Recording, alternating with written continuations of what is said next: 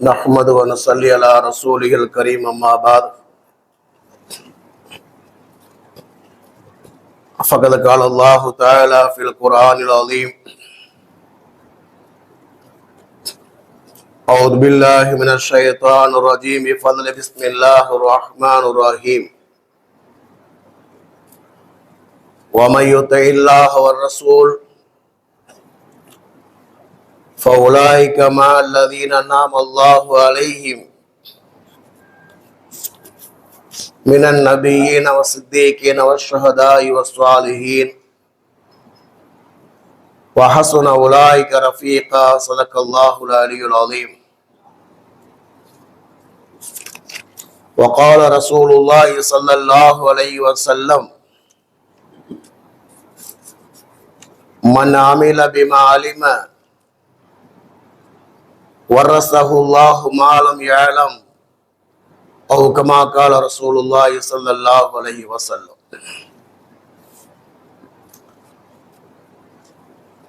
அருளன்பு பண்பில் அளவற்ற உந்தன் திருநாமம் போட்டி துவக்குகிறேன். அல்லாஹ்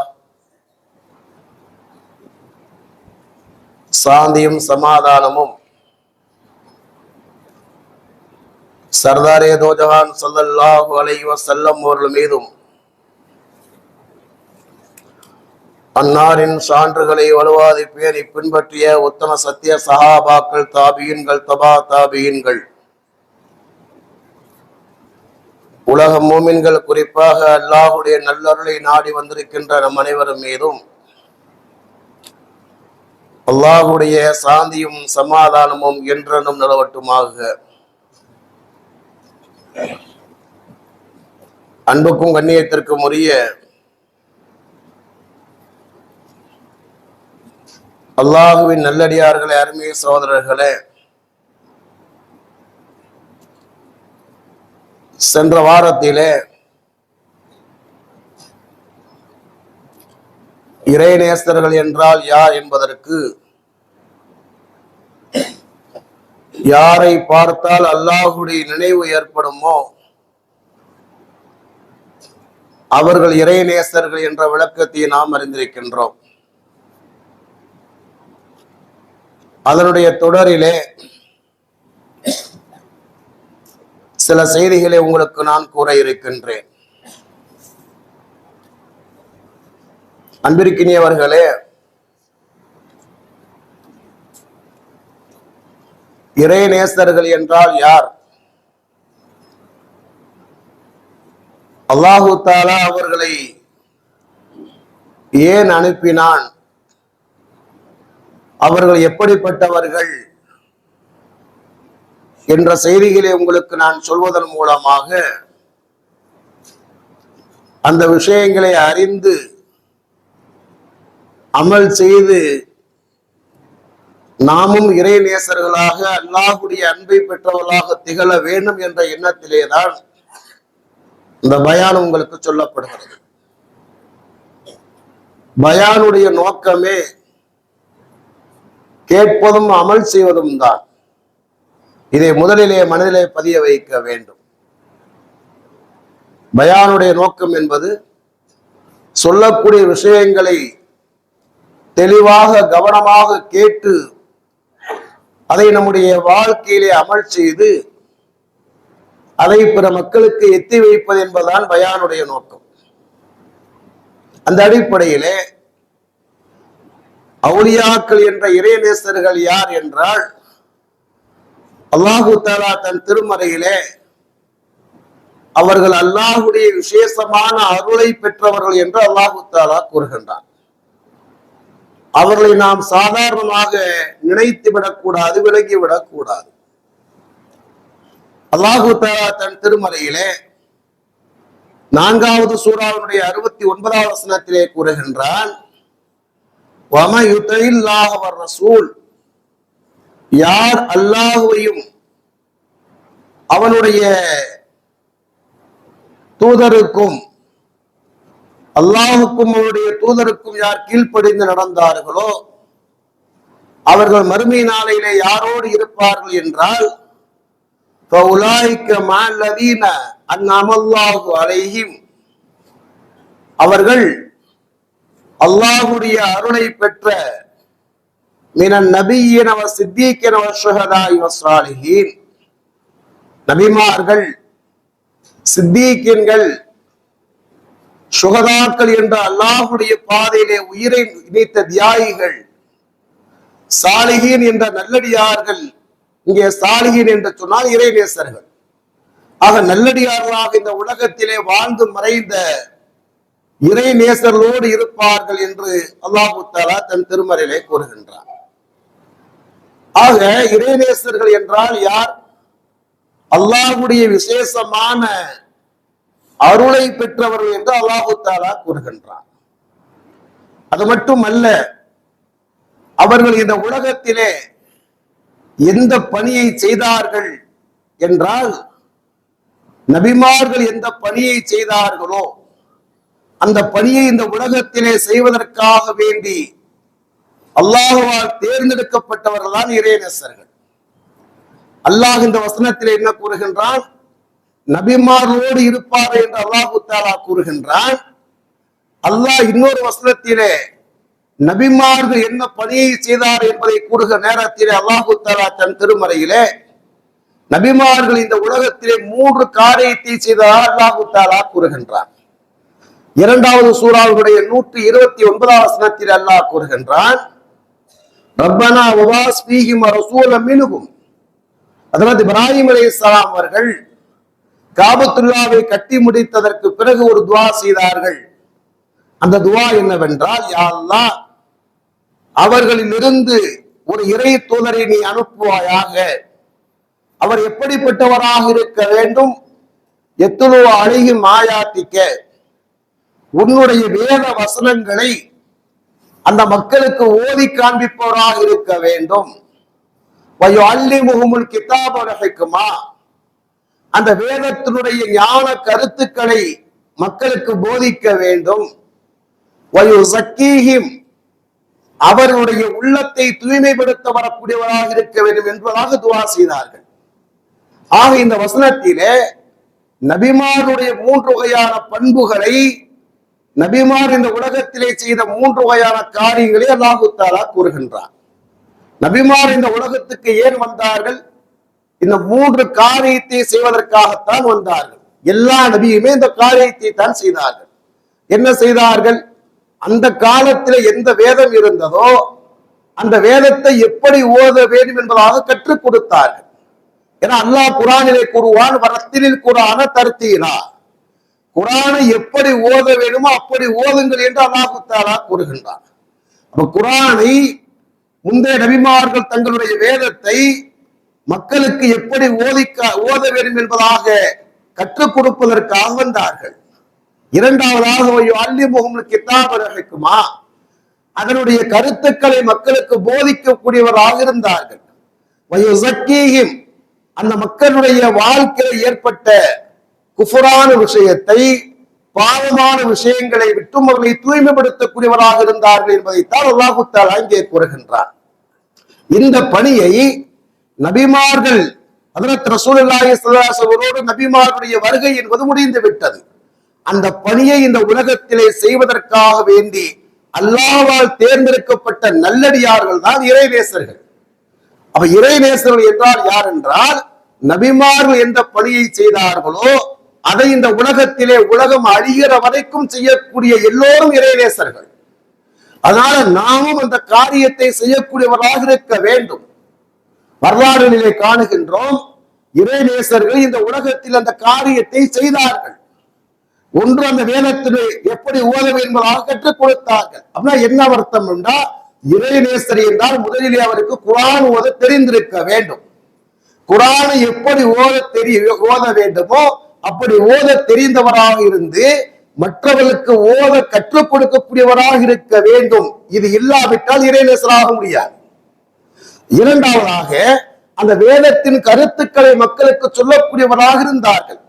வேதத்தின் கருத்துக்களை சொல்லக்கூடிய அளவுக்கு அவர்கள் ஆலிம்களாக இருந்தார்கள். ஒன்று, அவர்கள் அதனுடைய அர்த்தங்களை படித்தவராக இருந்தார்கள் என்பது ஒன்று. சில நேரங்களிலே அவர்கள் அல்லாஹ்வுடைய புறத்திலிருந்து ஞானத்தை பெற்றவராக இருந்தார்கள். இல்மே லதுன்னி என்பதாக சொல்வார்கள், இல்மே வஹபி என்பதாக சொல்வார். கல்வி என்பது இரண்டு வகையாக இருக்கிறது. காலை பயானில் ஒரு தடவை நான் உங்களுக்கு பேசி இருக்கின்றேன். கல்வி என்பது இரண்டு வகையாக இருக்கின்றது. இல்மே கஸ்பி என்று சொன்னால் அவர்கள் நூல்களிலே, புத்தகங்களிலே, கிதாபுகளிலே படித்ததை, அறிஞர்கள் சொன்னதை கேட்டதை மக்களுக்கு சொல்வது என்பது இல்மே கஸ்பி என்பதாக சொல்வார்கள். இல்மே லதுன்னி என்றால் அல்லாஹ்வுடைய புறத்திலிருந்து அவருக்கு வழங்கப்படக்கூடிய ஞானத்துக்கு இல்மே லதுன்னி என்பதாக சொல்லப்படும். இந்த இல்மே லதுன்னி அல்லாஹு தஆலா யாருக்கு கொடுப்பார் என்று சொன்னால், இரண்டு விஷயங்கள் யாரிடத்தில் இருக்கின்றதோ அவருக்கு அல்லாஹு தஆலா தன் புறத்திலிருந்து ஞானத்தை அவருக்கு அல்லாஹ் கொடுப்பார். அல்லாஹ் தன் திருமலை கூறுவான், வத்தகுல்லாஹு யஅல்லிமுக்குமுல்லாஹ். முதலாவதாக எந்த அளவுக்கு இறையச்சம் இருக்கின்றதோ, அல்லாஹ்வுடைய அச்சம் இருக்கின்றதோ, அந்த அளவுக்கு அல்லாஹு தஆலா தன் புறத்திலிருந்து ஞானத்தை அவருக்கு அல்லாஹ் வழங்குகின்றார். இரண்டாவதாக ஹஜ்ரத் ரசூலுல்லாஹி ஸல்லல்லாஹு அலைஹி வஸல்லம் சொன்னார்கள், மன் அமில பிமா அலிம வர்ரஸஹுல்லாஹு மா லம் யஅலம். எவர் தனக்கு தெரிந்ததை கொண்டு அமல் செய்கின்றாரோ அவருக்கு தெரியாத விஷயத்தை அல்லாஹு தஆலா வழங்குவதாக ஹஜ்ரத் ரசூலுல்லாஹி ஸல்லல்லாஹு அலைஹி வஸல்லம் சொன்னார்கள். அப்ப அவுலியாக்கள் என்பவர்கள் இறையச்சம் உடையவர்களாக இருந்து தங்களுடைய வாழ்க்கையிலே அறிந்து கொண்ட விஷயத்தை அவர் அமல் செய்யக்கூடியவர்களாக இருந்து அல்லாஹ்வுடைய புறத்திலிருந்து ஞானத்தை பெற்றவர்கள் இறைநேசர்கள். நம்ம சாதாரணமாக நினைத்து விடக்கூடாது, சாதாரணமாக அந்த அந்தஸ்தை பெறவும் முடியாது. ரெண்டு விஷயங்கள் இருக்கிறது. ஒன்று, அவரை நாம் தாழ்வாக சாதாரணமாக கருதுவதும் தப்பு. அதே நேரத்தில் ஒரு சாதாரணமாக எல்லாம் அப்படி ஆகிவிட முடியாது. தன்னை எந்த அளவுக்கு அதை ஈடுபடுத்த முடியுமோ, அர்ப்பணிக்க முடியுமோ, அந்த அளவுக்கு அர்ப்பணம் செய்ததற்கு பிறகுதான் அந்த அந்தஸ்தை பெற்றுக்கொள்ள முடியும். இறையச்சத்தோடு வாழ்தல் என்பது மிகப்பெரிய கஷ்டமான காரியம் தானே. அப்ப இறையச்சத்தோடு ஒரு வாழ்க்கையினுடைய எல்லா நிலையிலும் இறையச்சத்தோடு வாழ்ந்தார்கள். தன்னுடைய சொல்லால், செயலால், பார்வையால், கேட்பதால் எல்லா விஷயத்திலும் இறைநேசராக இருந்தார்கள். அடுத்தவரை பற்றி பேசிக்கொண்டு அடுத்தவருடைய குறைகளை ஆராய்ந்து கொண்டு இருக்கக்கூடியவர்களால் இறைநேசராக முடியாது. முழுக்க முழுக்க தன்னுடைய ஒவ்வொரு வார்த்தையும் சொன்னது, தனது ஒவ்வொரு பார்வையும் பாதுகாத்தார்கள். அப்படிப்பட்ட இறையச்சமுடையவர்களாக இருந்தார்கள். தன்னுடைய வாழ்க்கையிலே முழுமையாக அமல் செய்யக்கூடியவர்களாக இருந்தார்கள். அவர் ஒரு காலத்திலே கூட ஒரு பருதை விட்டது கிடையாது, ஒரு கலாம் செய்தது கிடையாது. இறைநேசருடைய வரலாறு நீங்கள் பாருங்கள், அப்படி அந்த இபாதத்திலே மூழ்கி போயிருந்தார்கள். அதன் காரணமாகத்தான் அவர்களுக்கு அல்லாஹு தஆலா தன் புறத்தின் அல்லாஹு தஆலா ஞானத்தை கொடுக்கிறார். எல்லோருக்கும் அது கிடைத்து விடாது. தன்னை அப்படி அர்ப்பணம் செய்த காரணத்தினால் அல்லாஹ் தன் புறத்தின் அல்லாஹ் ஞானத்தை வழங்குகின்றார். இப்ப நம்ம இடத்துல ஒருத்தர் வேலை செய்யறாரு, ஒரு வேலை செய்கிற இடத்துல எந்த அளவுக்கு அர்ப்பணிப்போடு வேலை செய்கிறார்களோ அவருக்குத்தான் உபரியான சன்மானங்களை நாம் வழங்குவோம். அதுவாறித்தான் அவர்கள் உபரியான வணக்கத்தின் மூலமாக இறையச்சத்தோடு வாழ்ந்த காரணத்தினால் அல்லாஹு தஆலா அந்த ஞானத்தை அவருக்கு வழங்கினார். வரலாற்றில் ஒரு செய்தி எழுதுகிறார்கள், அல்லாமா இப்னு ஜௌசி அந்த காலத்திலே வாழ்ந்த மிகப்பெரிய குர்ஆனுடைய விரிவுரையாளர் அவர் அல்லாமா இப்னு ஜௌசி. அவர்களும் ஹாஃபில் அபுல் அப்பாஸ் இந்த இரண்டு அறிஞரும் ஒரு தடவை ஹவுஸுல் முஹையீன் அப்துல் காதிர் ஜீலானி ரஹ்மத்துல்லாஹி பாடசாலைக்கு செல்கிறார்கள். அவர்கள் மாணவருக்கு பாடம் நடத்தி கொண்டிருக்கிறார், குர்ஆனுடைய விளக்கத்தை சொல்லிக் கொண்டிருக்கிறார்கள். இவங்க ரெண்டு பேரும் சலாம் சொல்லிட்டு போய் பின்னால உட்கார்ந்துட்டாங்க. பாடசாலை என்பது எப்படி இருக்குன்னா, பாடம் நடந்துகிட்டே இருக்கும், வர்றவங்க எல்லாம் உட்கார்ந்துக்கிறவாங்க, கேட்டுக்கொண்டு சென்று கொண்டே இருப்பார்கள். இன்றும் கூட தானம் தேவபந்து எல்லாம் அப்படித்தான் இருக்கும். இங்க இருந்து உலமாக்கள் போறாங்கல்ல, போகும்போது எல்லாரும் உட்கார்ந்துருப்பாங்க, சலாம் சொல்லுவாங்க, உட்கார்ந்துருப்பாங்க, ஒரு பாடம் நடத்துவாங்க. ஏராளமான மாணவர்கள் பாடம் படிச்சுட்டு போயிட்டே இருப்பாங்க. ஆலிம்கள் கூட என்ன செய்வாங்க, வருவாங்க. ஆலிம்கள் கூட உட்கார்ந்து கேட்டுட்டு போயிட்டே இருப்பாங்க. அந்த மாதிரி ஹவுஸுல் இந்த பாடசாலையிலே சென்று இந்த இரண்டு அறிஞர்களும் அமர்கிறார்கள். ஒரு ஆயத்துக்கு அவர் விளக்கம் சொன்னார்கள், ஒரு ஆயத்துக்கு விளக்கம் சொல்கிறார்கள், ஹவுஸுல் விளக்கம் சொல்கிறார்கள். ஹாஃபில் அபுல் அப்பாஸ் அவர் இப்னு ஜௌசியை பார்த்து கேட்கிறார், இந்த விளக்கத்தை நீங்கள் படித்திருக்கிறீர்களா, இந்த விளக்கத்தை நீங்க கிதாபுல பார்த்திருக்கிறார்களா கேட்கிறார். ஜாடையா கேட்கிறார். நீங்க நம்மாலே சொல்லுவாங்க, சில இடத்துல பயான் பண்ணி வேற இடத்துல வந்துட்டு என்ன சொல்றோம், நம்ம சொன்ன செய்தி வச்சிருந்தா இருக்காரா பார்த்திருக்காரா ஜாடையா சில பேர் கேட்பாங்க. அதே மாதிரி செய்யறார், அவர் ஜாடையாக கேட்கிறார், நீங்க பார்த்திருக்கிறீர்களா என்பதாக. பார்த்திருக்கேன்னு சொன்னார். இதே மாதிரி அவர் ஒரு ஆயத்துக்கு விளக்கம் சொன்னார்கள். 11 விளக்கம் வரைக்கும் ஹாஃபில் அபுல் அப்பாஸ் கேட்கிறார், இது நீங்கள் பார்த்திருக்கிறார்களா? இப்னு ஜௌஸியிடத்திலே கேட்கிறார். இப்னு ஜௌஸி, நான் பார்த்திருக்கேன், கிதாபில் இது பதிவு செய்யப்பட்டிருக்கிறதாக சொல்றாங்க. அதுக்கு பிறகு அவங்க விளக்க சொன்னாங்க. 12வது விளக்கத்திலிருந்து அந்த வசனத்துக்கு 40 விளக்கத்தை சொன்னார்கள். ஒரே ஆயத்துக்கு 40 விளக்கம் சொன்னார்கள். நமக்கு ஆச்சரியமா இருக்கும். உங்களுக்கு என்ன தெரியல?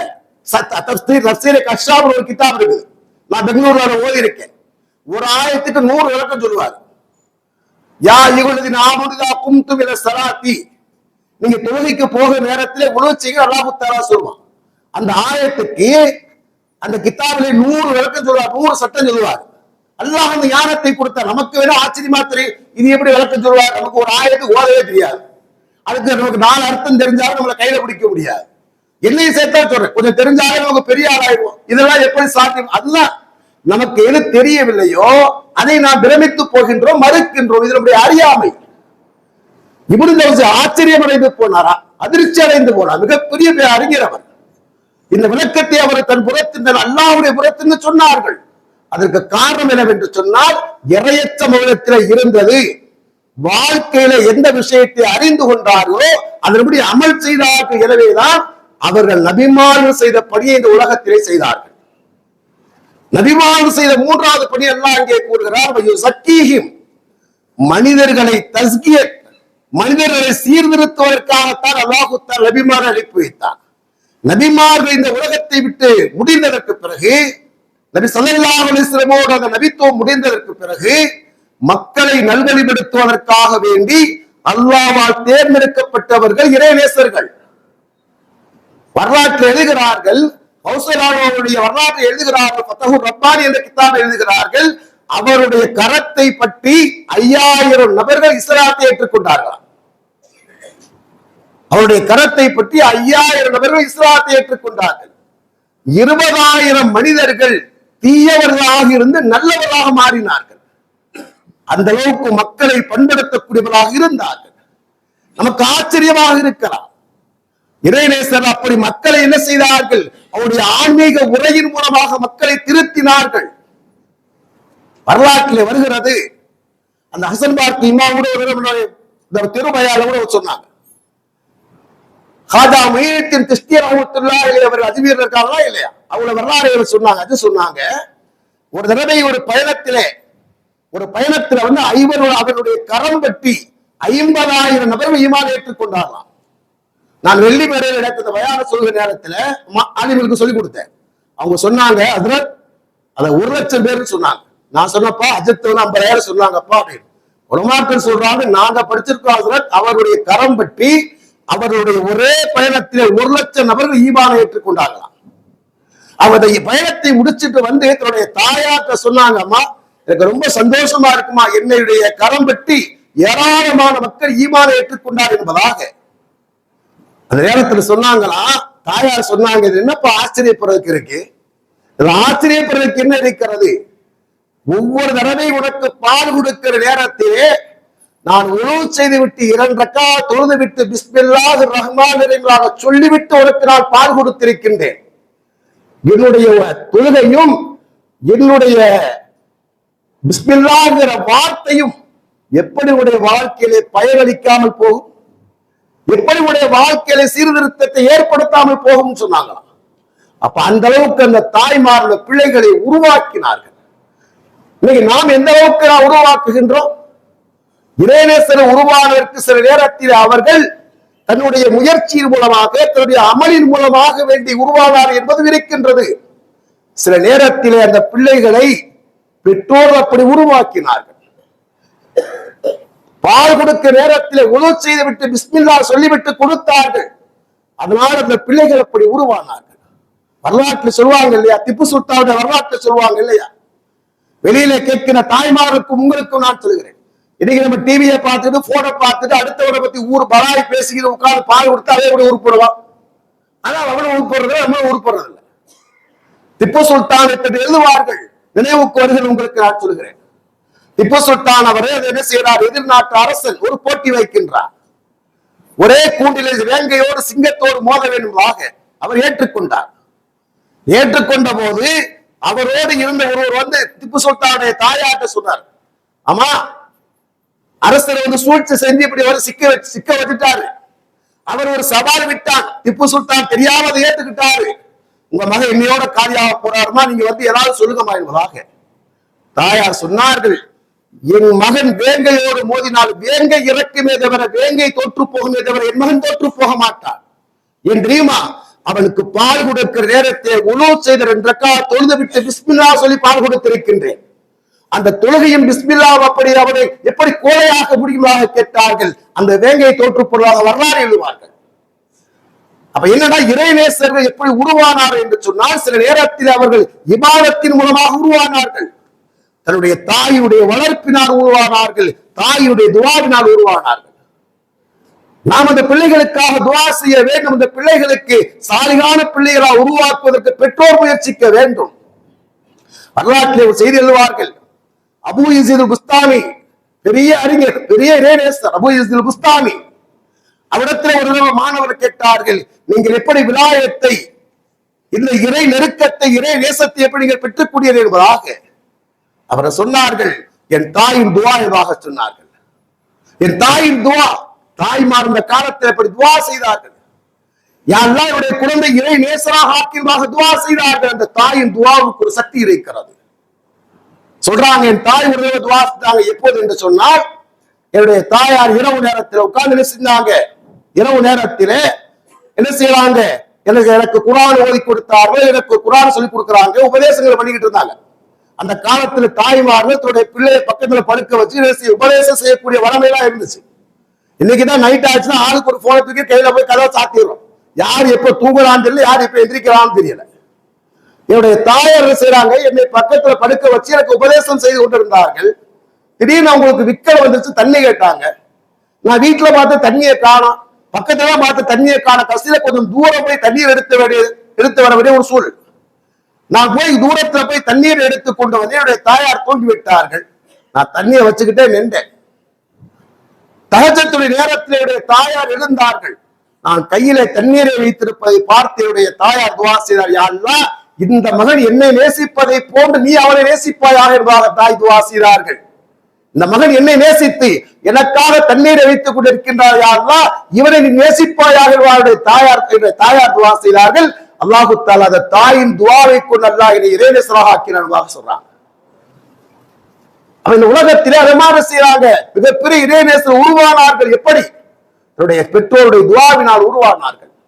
அப்ப இறைநேசர்கள்னா யாருன்னு சொன்னா, நபிமார் இந்த உலகத்திலே எந்த காரியத்தை செய்தார்களோ அந்த காரியத்தை இந்த உலகத்திலே அதற்கு பிறகு செய்வதற்காக வேண்டி அல்லாஹ்வால் தேர்ந்தெடுக்கப்பட்டவர் இறைநேசர்கள். சில நேரத்தில் அவர்களுடைய இபாதத்தின் மூலமாக உருவானார்கள். சில நேரத்தில் அவர்கள் தன்னுடைய தக்வாவின் மூலமாக, தன்னுடைய இபாதத்தின் மூலமாக உருவானார்கள்.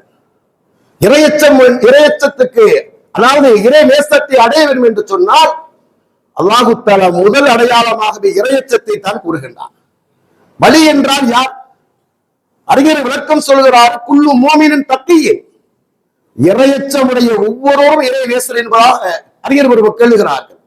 ஏனென்று சொன்னால் அல்லாஹு தஆலா தன் திருமறையிலே 8வது சூராவுடைய 34வது வசனத்திலே கூறுகிறான், என் அவுலியாவு இல்லல் முத்தகூன், இறையச்சம் உடையவர்களை தவிர இறை நேசர்கள் இல்லை என்று அல்லாஹு தஆலா கூறுகின்றான். 10வது சூராவுடைய 62, 63 என்ற 2 வசனத்தில் அல்லாஹு தஆலா கூறுகின்றான், இறை நேசரை யார் தெரியுமா? அலா இன்ன அவுலியா அல்லாஹ் லா ஹவுஃபுன் அலைஹிம் வலா ஹும் யஹ்சனூன், அவர்களுக்கு வருங்காலத்தை பற்றிய பயமும் இருக்காது, கடந்த காலத்தில் ஏற்பட்ட நிகழ்வை நினைச்சு கவலைப்பட மாட்டார்னு சொல்லிவிட்டு அல்லாஹ் சொல்வான், அல்லதீன ஆமனு வ கானூ யத்தகூன், அவர்கள் ஈமானிலே உறுதியோடு இருப்பார்கள், இறையச்சமுடையவர்களாக இருப்பார்கள் அல்லாஹு தஆலா கூறுகிறான். ஆக இறை நேசத்தை நாம் பெறணும் என்று சொன்னால், அல்லாஹ்வுடைய அன்பை நாம் பெற வேண்டும் என்று சொன்னால், முதலிலே இறையச்சத்தை நம்முடைய வாழ்க்கையிலே நாம் ஏற்படுத்த வேண்டும். இறையச்சம்னா என்ன? இறையச்சம்னா என்ன? அல்லாஹ் எதை ஏவினானோ அதை முழுமையாக ஏற்று நடக்குதல், அல்லாஹ் எதை தடுத்திருக்கின்றானோ அதை முழுமையாக விலகி பார்த்தால் இறையச்சம். இறையச்சத்துக்கு அறிஞர் தான் சொல்றது, எல்லாம் வந்துவிடும். அல்லாஹ் எதை நமக்கு ஏவி இருக்கின்றானோ அதை முழுமையாக பின்பற்றக்கூடியவர்களாக இருக்க வேண்டும். இரண்டாவதாக அல்லாஹ் எதையெல்லாம் தடுத்திருக்கின்றானோ அதை விட்டு விலகி வாழக்கூடியவர்களாக இருக்க வேண்டும். இறையச்சம் நம்முடைய வாழ்க்கையில இருக்குமானால் அல்லாஹுடைய நேசம் கிடைக்கும் என்பது ஒன்று. இரண்டாவது என்னவென்று சொன்னால், உபரியான வணக்கங்களை செய்வதன் மூலமாக அல்லாஹுடைய அன்பை பெற்றுக் கொள்ள முடியும். அதே சில குதிசியிலே வருகிற அல்லாஹ் கூறியாக பெருமானார் கூறுகிறார்கள், வமா யஸாலு அப்தி யதகர்ரபு இலைய பின்னவாஃபில், உபரியான வணக்கத்தின் மூலமாக என்னுடைய அடியான் என்னிடத்திலே நெருக்கத்தை பெற்றுக் கொள்கின்றான். ஹத்தா உஹிப்புஹு, உபரியான வணக்கத்தின் மூலமாக நான் அவனை நேசிக்கின்றேன். ஃபைதா அஹ்பப்துஹு, நான் அவனை நேசித்து விட்டால் குன்து ஸமஅஹு அல்லதி யஸ்மஉ பிஹி, அவன் கேட்கின்ற செவியாக நான் ஆகிவிடுகின்றேன். வ பஸரஹு அல்லதி யுப்ஸிரு பிஹி, அவன் பார்க்கின்ற பார்வையாக நான் ஆகிவிடுகின்றேன். வ யதஹு அல்லதி யப்திஷு பிஹா, அவன் பிடிக்கின்ற கரமாக நான் ஆகிவிடுகின்றேன்.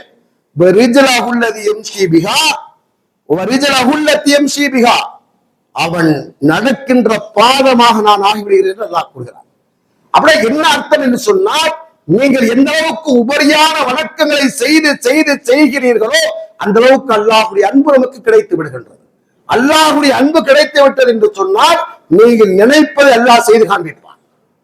நீங்கள் எதை நினைக்கிறீர்களோ செய்யதாக நினைக்கிற அல்லாஹு தஆலா செய்து காண்பிப்பான். வரலாற்று ஒரு செய்தி சூரத் நம்மிலே அல்லாஹு தஆலா ஒரு செய்தியை கூறுகின்றார். சுலைமான் அலைஹிஸ்ஸலாம் அவர்கள் சுலைமான் அலைஹிஸ்ஸலாத்தை பார்ப்பதற்கு சபா நாட்டு அரசி வருகிறார்கள். சபா நாட்டு அரசி வருகிறார்கள். அவர் வருவதற்கு முன்னால் அவர்களுடைய சிம்மாசனத்தை யார் கொண்டு வருவது என்பதாக கேட்கிறார்கள் சுலைமான் அலைஹிஸ்ஸலாம். இஃப்ரீத்து மினல் ஜின், அந்த ஜின்களிலே சக்தியானது அந்த ஜின்களுக்கு தலைவராக இருக்கக்கூடிய இஃப்ரீத் என்ற ஜின் கூறுகின்றது, நீங்கள் இந்த இடத்தை விட்டு எழுவதற்கு முன்னால், அப்படின்னா என்ன அர்த்தம், காலையில பஞ்சாயத்துக்கு உட்கார்ந்தான மதியம் எழுந்திருப்பாங்க. அறிஞர் பெருமக்கள் எழுதுகிறார்கள், ஒரு 6 மணி நேரத்துக்குள்ளாக நாளை கொண்டு வர என்பதாக. சபா நாட்டிலிருந்து இவர்கள் சுலைமான் அலைஹிஸ்ஸலாம் இருந்த இடத்துக்கு 4000 கிலோமீட்டர் 4000 கிலோமீட்டர் அளவில் இருக்கின்ற அந்த தொலைவில் இருக்கின்ற அந்த இடத்தில் சபாவில் இருந்து அந்த சிம்மாசனத்தை நான் 6 மணி நேரத்தில் கொண்டு வருகின்றதாக கூறுகின்றது. ஆனா அவங்க என்ன யோசிக்கிறாங்க, இதை விட சீக்கிரமாக கொண்டு வரணும் என்று சொல்ல அரசு நெருக்கமாக வந்து விட்டார்கள். அந்த நேரத்தில் என்ன செஞ்சாங்க, ஆசிபர் பரகையா என்று ஒருவர் இருந்தார், ஒரு பெரிய ஒரு இறைநேசர். அவர் சொன்னார், கண் சிமிட்டும் நேரத்தில் நான் கொண்டு வருகிறதாக அவர் சொன்னார். கண் சிமிட்டும் நேரத்தில் அது இருந்தது. கண் சிமிட்டும் நேரத்தில் அதை வந்து கொண்டு வந்தார். எப்படி சாத்தியமானது, எப்படி சாத்தியமானது என்றால், அவர்கள் இறை அதாவது அதிகமான வணக்கங்கள் செய்து செய்து செய்து அல்லாஹ்வோடு ஒன்றி போனார்கள். அவர் கையேந்தி விட்டு அல்லாஹ் தலதை கொடுத்து விடுகின்றார். எந்த அளவுக்கு நாம் உபரியான வணக்கங்களை நாம் செய்கின்றோமோ அந்த அளவுக்கு அல்லாஹ்வுடைய நேசத்தை நெருக்கத்தை பெற்றுக் கொள்ள முடியும். அறிஞர் பெருமக்கள் எழுதுகிறார்கள், இறை நேசனுக்கான தகுதி 3 விஷயங்களாக எல்லாம் இப்னு ஹஜர் அஸ்கலானி அவர்கள் கூறுகிறார்கள். இப்னு ஹஜர் ரஹ்மத்துல்லாஹி அவர்கள் சாதாரணமானவர் அல்ல.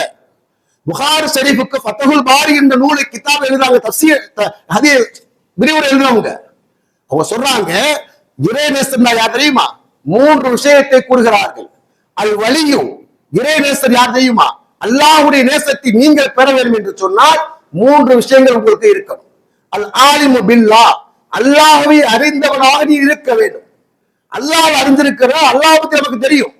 அல்லாஹ்வுடைய ஆற்றல் என்ன, அல்லாஹ்வுடைய வல்லமை என்ன, அல்லாஹ்வை பற்றிய ஞானம் உங்களுக்கு இருக்க வேண்டும். எந்த நிலையிலுமே அல்லாஹ்வை பற்றி தவறாக நினைப்பதோ பேசுவதோ எதுவும் இருக்கக்கூடாது. இரண்டாவதாக எழுதுகிறார்கள், வல் முவாதிபனா தாத்திஹி, அந்த வணக்கத்திலே நீங்கள் தொடராக இருக்க வேண்டும்.